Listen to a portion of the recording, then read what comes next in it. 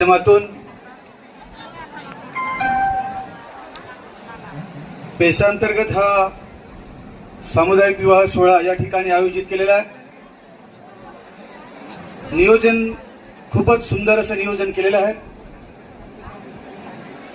या लग्न सोहळ्यासाठी सामुदायिक लग्न सोहळ्यासाठी उपस्थित सर्व स्टेजवरील मान्यवर, सर्वांची नाव अगोदर घेतले, सर्वांची ओळख आहे। सर्व सन्माननीय आदरणीय सर्व मान्यवर सदस्य आणि या ठिकाणी ज्यांच्यासाठी आपण सर्व जमलेलो आहोत असे सर्वच वधूवरांचे या ठिकाणी मी स्वागत करतो। आताच मनोगतामध्ये व्यक्त केले त्यांनी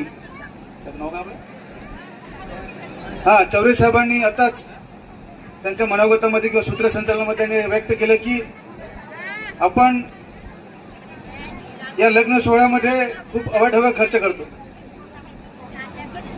आणि ते खरंही आहे। आपण कधी कधी आपले प्रेस्टीज, आपलं रेप्युटेशन बनवतो की शेजारच्याने 10 लाख खर्च केला तर मी 20 लाख खर्च करणार, अशा प्रकारची पण मानसिकता आपल्यामध्ये आहे।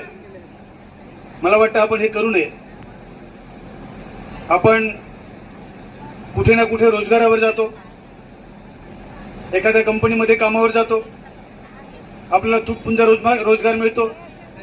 काही आपण आपल्या ह्या भागातले काही कामानिमित्ताने स्थलांतर सुद्धा होतं आणि आपण थोडीफार पुंजी आपण घेऊन येतो आणि ह्या सर्व लग्नाच्या ह्याच्यामध्ये आपण खर्च करून टाकतो।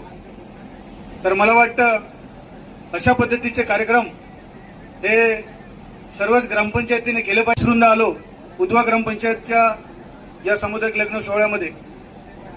इतर ठिकाणी मी गेलो तर नक्कीच आपल्या ह्या ग्रामपंचायतचे आदर्श देईन, सजेस्ट करेन की उधवा ग्रामपंचायत, आशा ग्रामपंचायत, इतर ग्रामपंचायतने ज्या पद्धतीने, मला वाटतं मागच्या वर्षी सवणे ग्रामपंचायत कार्यकर्ते, सर्व शिक्षक, आमदार सन्माननीय विनोदी निकोले साहेब, तसंच सर्व ग्रामपंचायत सदस्य, महिला सदस्य,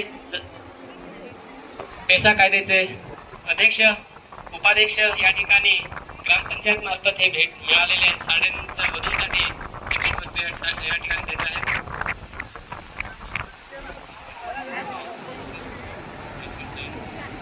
2-2 साड्या नवरीला तर भेटल्या, आम्हाला तर काय भेटलं, पण तुम्हाला घड्याळ दिलेलं आहे मित्रांनो। त्या घड्याळामध्ये वेळेचं आपण बंधन पाळून वेळेच, अगदी जरी कामावर गेले, कुठे फिरायला गेले तरी वेळेच नवरी आपली वाट बघत असते, तर तुम्ही वेळेत द्यायचं काम करायचं आहे। एक नवरी कोण गेली